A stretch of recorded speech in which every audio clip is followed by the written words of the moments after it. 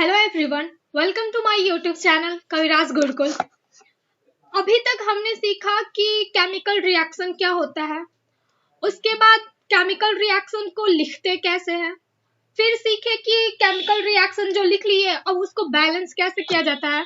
तो अभी तक हम इस चैप्टर में इतना कुछ सीख चुके हैं। नेक्स्ट आज हम देखेंगे कि जो केमिकल रिएक्शंस होते हैं वो कितने प्रकार के होते हैं, मतलब उनका टाइप क्या क्या हो सकता है, कैसे कैसे हो सकते हैं केमिकल रिएक्शंस। तो केमिकल रिएक्शन की टाइप की बात करें तो फर्स्ट जो है वो कॉम्बिनेशन रिएक्शन होता है। कॉम्बिनेशन रिएक्शन इसके वर्ड से ही समझ आ रहा हो कि कंबाइन करना, ठीक है। सेकंड जो है वो है डिकम्पोजिशन रिएक्शन। डिकम्पोजिशन मतलब कोई एक मॉलिक्यूल है या फिर कंपाउंड है वो डिकम्पोज होता हो एक या एक से ज्यादा में। फिर डिस्प्लेसमेंट रिएक्शन है, फोर्थ डबल डिस्प्लेसमेंट है, और 5 ऑक्सीडेशन एंड रिडक्शन। तो इस चैप्टर में हम ये 5 तरह के केमिकल रिएक्शंस को देखेंगे कि क्या होता है, कैसे होता है। नेक्स्ट फर्स्ट वाले को देख लेते हैं। तब हम फर्स्ट जो हमारा है वो कॉम्बिनेशन रिएक्शन है, और जैसा कि मैं इसमें बताई कि एक या एक से अधिक जो होते हैं वो कंबाइन करते हैं मॉलिक्यूल या एलिमेंट, उसके बाद एक प्रोडक्ट का फॉर्म करते हैं। कॉम्बिनेशन रिएक्शन का जैसा मैं बताई एग्जांपल यदि ले, जैसे कैल्शियम ऑक्साइड ले लेते हैं जिसे क्विकलाइम बोलते हैं। तो क्विकलाइम को यदि वाटर के साथ कंबाइन करे तो कैल्शियम हाइड्रोक्साइड फॉर्म करता है।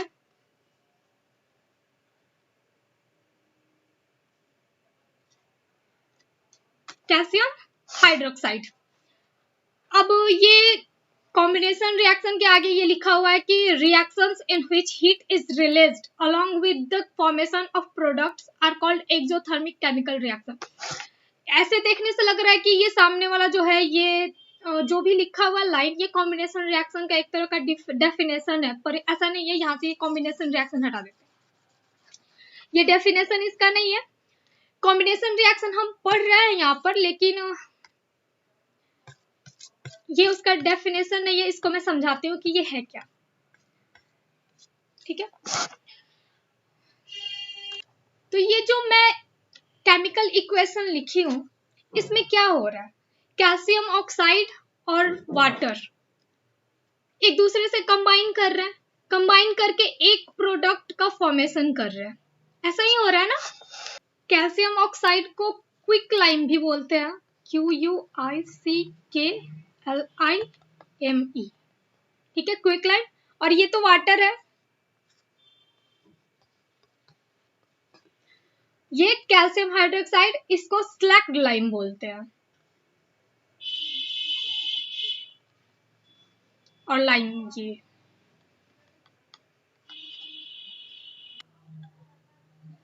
अब ये तो हो गया हमारे केमिस्ट्री का लैंग्वेज, अभी तक जितना मैं बताई। सिंपल लैंग्वेज, अपने लैंग्वेज में यदि बात करें तो ये CaO जो कैल्शियम ऑक्साइड है जिसे क्विकलाइम बोल रहे हैं वो चूना पत्थर है। हिंदी में ये चूना पत्थर इसको बोलते हैं। पहले इसका यूज घर को रंगने में किया जाता था, अब तो पेंट आ गया है, एशियन पेंट, ये अलग अलग वर्जर वगैरह, अलग कंपनियां, ये सब कंपनीज जो हैं ये पेंट अब कहीं भी इसका यूज नहीं हो रहा, कोई अपने घर को ऐसे चूना नहीं करा रहा है। पहले ये जो था चूना पत्थर इसका यूज किया जाता था घर की पुताई में, ठीक है। तो उस टाइम क्या करते थे ना कि ये जो कैल्शियम ऑक्साइड है इसको लाकर पहले बड़े से टब में पानी डाल देते थे, जैसा कि यहाँ पर पानी ये है ही। पहले पानी उसमें डाल देते थे, उसके बाद ये जो चूना है इसको डाल देते थे उसमें। तो वो क्या होता था कि कैल्शियम हाइड्रोक्साइड बना लेता था। कैल्शियम हाइड्रोक्साइड अब क्या करते, अब एक तरह का सॉल्यूशन बन गया ये। उस सॉल्यूशन को क्या करते थे कि ब्रश की हेल्प से दीवार पर पेंट करते थे, उसको पेंट नहीं पुताई कहा जाता था।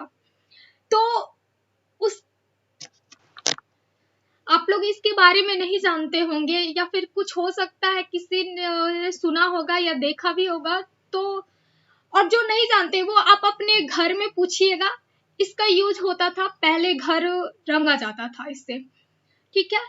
तो नेक्स्ट ये जो मैं यहाँ पर कट लगाई हूँ, ये एक्सोथर्मिक केमिकल रिएक्शन जो लिखा हुआ था, इसको मैं समझाती हूँ। तो जब पानी से भरे टब में इस कैल्शियम ऑक्साइड को डालते थे ना, तो बहुत सारा हीट निकलता था, हीट एमिट होता था उस टब से। तो जैसे उसमें डालते थे ना, लोग उसके आसपास रहते नहीं थे, तुरंत डाल के भाग जाते थे वहां से, मतलब उससे कुछ दूरी पर हो जाते थे, क्योंकि जब ये कैल्शियम ऑक्साइड वाटर से रिएक्ट करता तो वो ना एक बॉइल होने लगता, उसमें से जो बूंदे मतलब छींटे पड़ते थे, बाहर निकलते थे, तो वो किसी के बॉडी पर पड़ सकता था। इस वजह से वहां पर कोई नहीं रहता था, उसके आसपास कोई नहीं रहता था, और इसके साथ साथ हीट निकलता था। तो ये जो हीट निकल रहा है ना, ऐसा कोई भी रिएक्शन जिसके होने पर यदि हीट एमिट हो रहा है, मींस हीट रिलीज हो रहा है, तो उसको एक्सोथर्मिक केमिकल रिएक्शन कहते हैं, ठीक है। क्या बोलते हैं उसको? Exothermic chemical reaction. और ये जो प्रोसेस है, इसको एक्सोथर्मिक प्रोसेस बोलते हैं, ठीक है। इतना समझ आ गया। अब इसी तरह का और भी देख लेते हैं एग्जांपल। हाँ, इसके बाद एक और केमिकल इक्वेशन इसी के बेस पर लिख सकते हैं। ये जो कैल्शियम हाइड्रोक्साइड बना है ना यहाँ, ये जो कैल्शियम हाइड्रोक्साइड यहाँ बना हुआ है, नेक्स्ट पेज पर मैं इसको लिखती हूँ।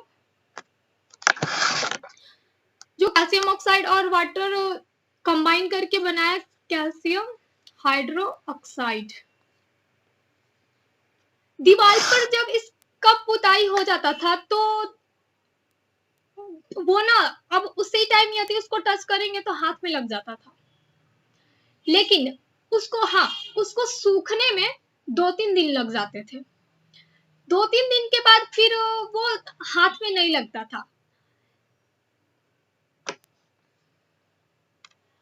अब यहाँ पर जो मैं बोली कि इसके बेस पर दूसरा इक्वेशन भी लिख सकते हैं, वो ये है कि ये जो कैल्शियम हाइड्रोक्साइड बना ना, अब एटमॉस्फेयर में जो एयर प्रेजेंट है उसमें ये तो जानते हैं ऑक्सीजन भी होता है, कार्बन डाइऑक्साइड भी होता है, नाइट्रोजन, ये कई सारी गैसेस मिक्स होके एयर मिक्सअप होता है। ये जो एयर होता है, कई सारी गैसों का ना मिक्सअप होता है। तो जो एयर में कार्बन डाइऑक्साइड है, ये कैल्शियम हाइड्रोक्साइड क्या करता है कि जो एयर में CO2 है ना, उससे कंबाइन होकर, CO2 क्या है? गैस है, ठीक है। ये कैल्शियम हाइड्रोक्साइड क्या था? हमारा एक्वस था, सॉल्यूशन था ना वाटर और उसका, तो इसको एक्वस बोलेंगे, सॉल्यूशन को एक्वस से रिप्रेजेंट करते हैं। ये क्या बोलता है कि ये क्या होता था, इससे कंबाइन करके कैल्शियम कार्बोनेट फॉर्म कर देता था। जो वो गीला रहता था ना दीवार, जैसे ही वो कार्बन डाइऑक्साइड के कांटेक्ट में आता था, 2-3 दिन बाद जब वो सूख जाता था तो एक लेयर बन जाता था दीवार पे, लेयर बन जाता। तो अब फिर उसको आप छुड़ाना चाहे ना तो एक पतली लेयर दीवार से निकल जाएगी, इसलिए निकल जाती थी वो। तो ये वो जो पतली लेयर दीवार के ऊपर आ जाती थी, वो कैल्शियम कार्बोनेट होता है। और इसके साथ साथ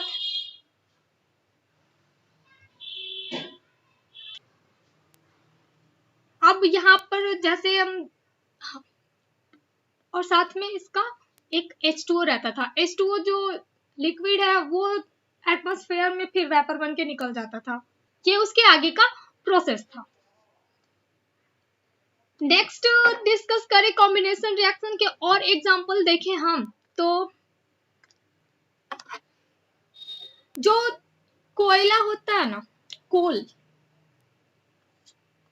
सेकेंड रिएक्शन की यदि बात करें तो अपने डेली लाइफ से रिलेटेड ही यूज करते हैं एग्जाम्पल को, वो समझने में काफी इजी होता है। तो आप देखे होंगे कि जो कोयला होता है, अब कोई भी चीज जलाया जाता है तो उसके लिए इतना पता है कि ऑक्सीजन होना मैंडेटरी है, ऑक्सीजन नेसेसरी है और किसी भी चीज को जलने के लिए।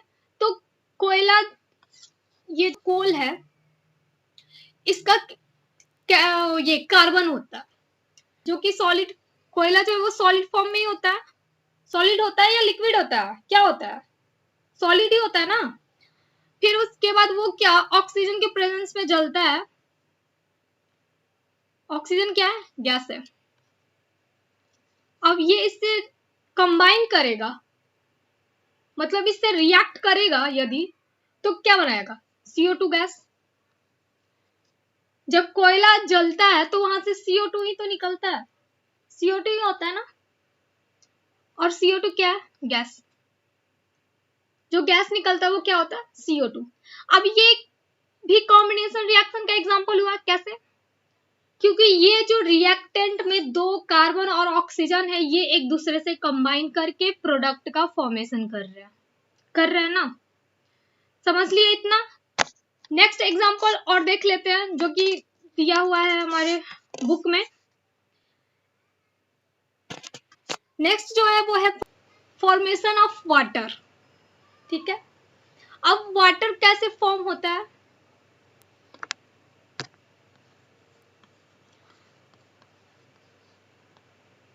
वाटर का मोलिक्यूलर फॉर्मूला H2O होता है ना।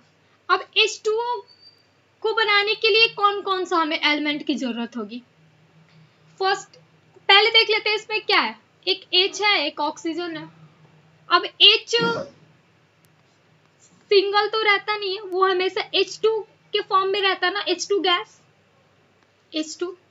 और H2 क्या है? गैस है, हाइड्रोजन गैस है। ये ऑक्सीजन से कंबाइन करता है, ऑक्सीजन भी क्या है? गैस है। ये दोनों कंबाइन करते हैं तो बनता है H2O। ठीक है, अब इसको बैलेंस भी करके देख लेते हैं, यहीं पर बैलेंस भी कर लेते हैं एक बार, क्योंकि यहाँ पर हाइड्रोजन 2 है, यहाँ भी हाइड्रोजन 2 है, लेकिन ऑक्सीजन यहाँ 2 है, यहाँ 1 है। तो यदि H2O के आगे 2 लगा दे, 2 से इसको मल्टीप्लाई कर दे तो कितना आ जाएगा? हाइड्रोजन 4 हो गया, ऑक्सीजन 2 हो गया। तो ऑक्सीजन तो इक्वल हो गया, लेकिन ये हाइड्रोजन अब राइट साइड लेफ्ट साइड में तो कम हो गया। तो क्या करेंगे? कितना कम है? 2 ही कम है, तो 2 से यहाँ पे भी मल्टीप्लाई कर लेते हैं। अब देखते हैं कितना हो गया ये, 2 इंटू 2 4 हो गया। तो और यहाँ पर ऑक्सीजन 2 है, इधर भी ऑक्सीजन 2 हो गया, और ये 2 इंटू 2 4 बैलेंस्ड हो गया इक्वेशन ये। तो वाटर का फॉर्मेशन भी हम देख लिए। नेक्स्ट यदि देखें कॉम्बिनेशन रिएक्शन, तो अब तक समझ में आ गया होगा। वो जो एक लाइन लिखी थी एक्सोथर्मिक केमिकल रिएक्शन, उसका एग्जांपल देख ले। वो जो एक कोल को ऑक्सीजन के साथ ट्रीट किया गया था, मतलब ऑक्सीजन के प्रेजेंस में जब वो जल रहा था तो कार्बन डाइऑक्साइड बनाया, साथ में वो हीट भी तो रिलीज किया, हीट रिलीज किया ना। कार्बन डाइऑक्साइड वाला जो एग्जाम्पल था, कहाँ गया? हाँ, ये रहा। ये जो कार्बन है ऑक्सीजन से कंबाइन करके कार्बन डाइऑक्साइड बनाया, प्लस हीट भी यहाँ पर रिलीज हुआ। अरे जब कोयला जलता है तो हीट मिलता है ना, जलने के साथ साथ वो हीट भी तो प्रोड्यूस कर रहा है। तो इसको क्या अभी मैं क्या बताई कि जो हीट यदि किसी भी रिएक्शन के होने पर यदि हीट रिलीज हो रहा है तो उसको एक्सोथर्मिक केमिकल रिएक्शन बोलते हैं। सेम ऐसे ही जो हम रेस्पायरेशन प्रोसेस का देखें, यदि रेस्पायरेशन समझ में आ रहा है ना, जो हम सांस लेते हैं तो अंदर जाके वो क्या करता है, जो ऑक्सीजन हमारे श्वसन के, हम जो रेस्पायर करते हैं, वो ऑक्सीजन अंदर जाता है तो क्या करता है, क्या काम होता है उसका, क्यों सांस लेते हैं हम, और सांस लेते भी है तो सिर्फ ऑक्सीजन को ही क्यों लेते हैं? मतलब जाता तो एयर के साथ में और भी दूसरे भी गैस है, पर यूज तो ऑक्सीजन का ही होता है हमारे बॉडी में। तो वो ऑक्सीजन ही क्यों यूज करते हैं, अब उसका देख लेते हैं हम। और अभी मैं बताई कि जो रेस्पायरेशन का ही एग्जांपल क्यों ले रही हूँ, क्योंकि ये जो रेस्पायरेशन है ना, वो एक एक्सोथर्मिक प्रोसेस ही है, उससे भी हीट ही निकलता है, ठीक है। हीट, अब हीट जो है वो हीट का एक और आप समझ सकते हैं एनर्जी। हीट क्या है, एनर्जी ही है, एनर्जी का ही तो फॉर्म होता है ना, अब हीट कहो या एनर्जी कहो, ठीक है। तो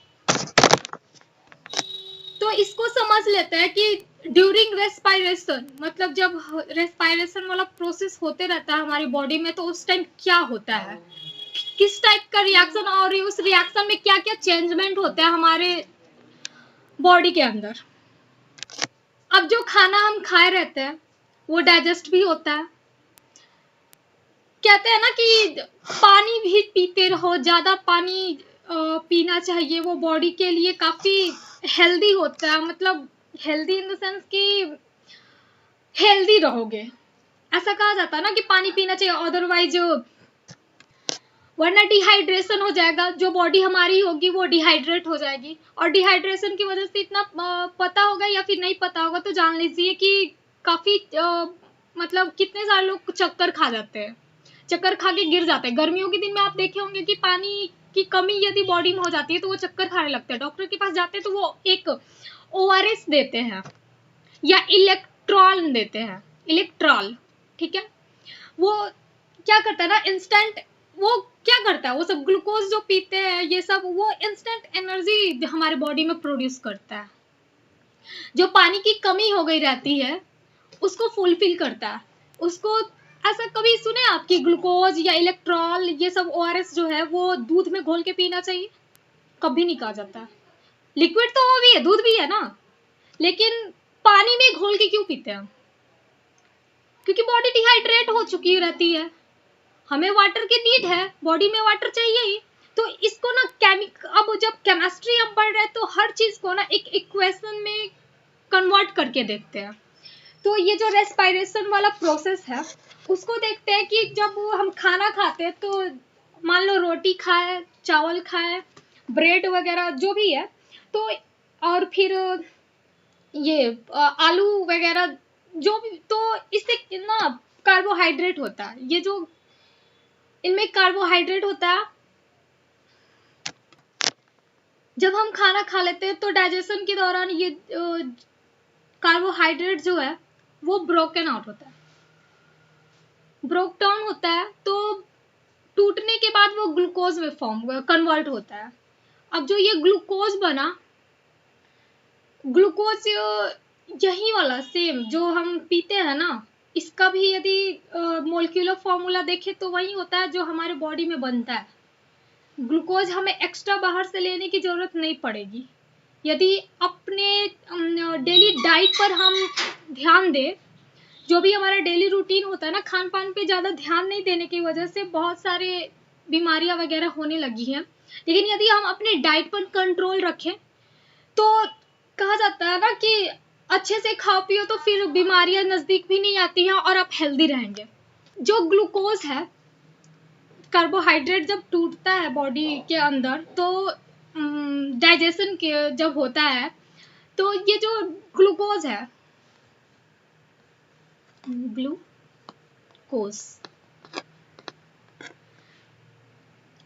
ग्लूकोज का जो केमिकल फॉर्मूला होता है वो है C6H12O6,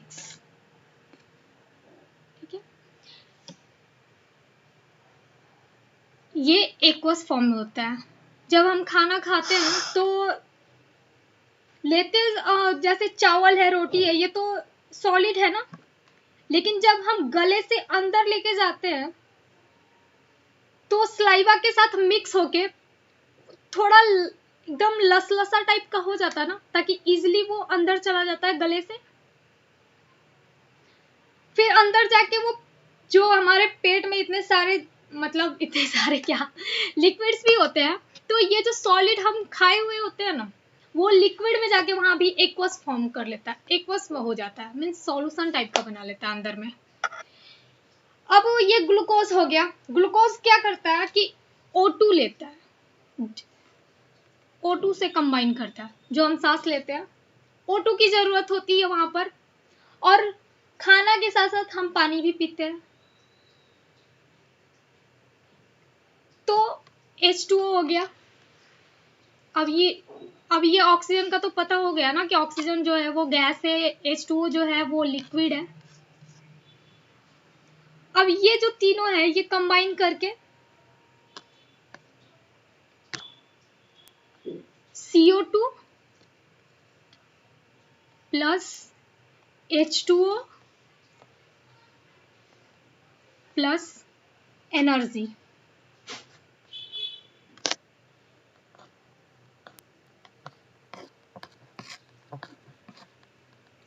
ग्लूकोज, ऑक्सीजन और वाटर, ये तीनों एक दूसरे से रिएक्ट करके कार्बन डाइऑक्साइड और वाटर बनाते हैं, साथ में हमें एनर्जी प्रोवाइड करते हैं।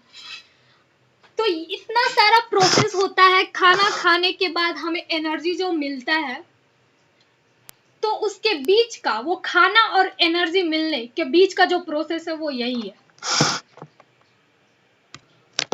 अब ये जो ऑक्सीजन है वो हमारे सेल में प्रेजेंट होता है, टिश्यू।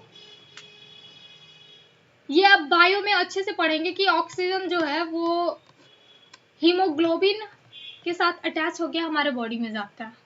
लंग्स, पहले लंग्स में जाता है, उसके बाद वहां पर, मतलब ये थोड़ा लेंदी प्रोसेस तो नहीं है, पर ये बायो में अच्छे से हम समझेंगे।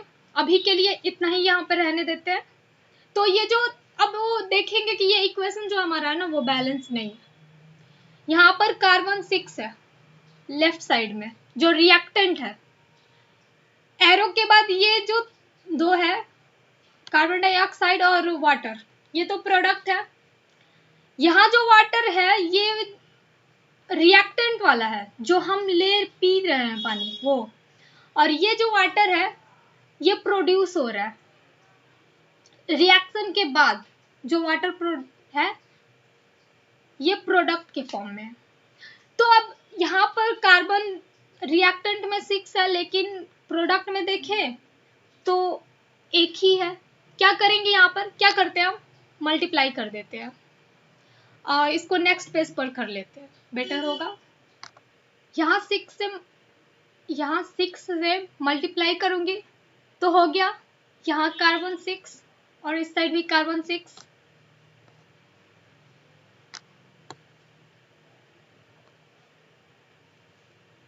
ठीक है, अब हाइड्रोजन देख लेते हैं। तो हाइड्रोजन यहाँ पर 12 है और यहाँ हाइड्रोजन 2, तो 12 और 2 14 हाइड्रोजन है, और यहाँ पर 2 हाइड्रोजन है। प्रोडक्ट साइड में सिर्फ 2 ही है। तो उससे पहले एक कार्बन का तो हो गया, पर ये हाइड्रोजन को सही करने से पहले ऑक्सीजन को देख लेते, क्योंकि ऑक्सीजन जो है वो कम नंबर में यहाँ पे प्रेजेंट है। तो राइट साइड में देखें तो ऑक्सीजन यहाँ पर ग्लूकोज में 6 और यहाँ 2, और फिर ये वाटर के पास 1, तो कितने हो गए 6 2 8 1 9। यहाँ पर यदि हम 6O2 और 6H2O ले ले तो ये, अब देखते हैं यहाँ पर ऐसे करने थोड़ा कंफर्टेबल नहीं है, ऐसे काफी गजनस टाइप का हो जा रहा है। वो जो हम कॉलम बनाकर बनाते हैं ना, वैसे बनाएंगे तो काफी कंफर्टेबली हम उसको सॉल्व कर लेंगे। वैसे नॉलेज के लिए बता दो कि यहाँ पर 12 से यदि मल्टीप्लाई करेंगे तो ये सब, अब इक्वेशन को यदि आप काउंट कीजिएगा तो बैलेंस्ड हो जाएगा। काउंट कर लेते हैं। कार्बन का तो पहले ही हम देख लिए 6 हो गया। ऑक्सीजन का काउंट करें तो 6 और 6 इंटू 2 12 प्लस इसका 6 और यहाँ पर प्लस 6, कितने हो गए ये 18 और 6 24। और यहाँ पर यदि ऑक्सीजन देखें तो 6 इंटू 2 12 और ये 12, ये भी 24 ही हुआ।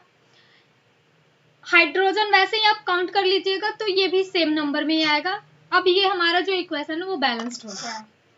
तो ये जो हम लिए एग्जाम्पल इतना सारा देखे, ये सब कॉम्बिनेशन रिएक्शन का देख लिए। कॉम्बिनेशन रिएक्शन क्या होता है समझ गए, उसके साथ साथ एक्सोथर्मिक केमिकल रिएक्शन जो है वो क्या होता है ये भी समझ गए। अब जो नेक्स्ट टाइम का केमिकल रिएक्शन है उसको हम नेक्स्ट वीडियो में कवर कर लेंगे। सो आई होप इतने तक जो भी मैंने समझाया है आप लोग को समझ आया होगा। And thanks for watching and stay tuned and keep learning.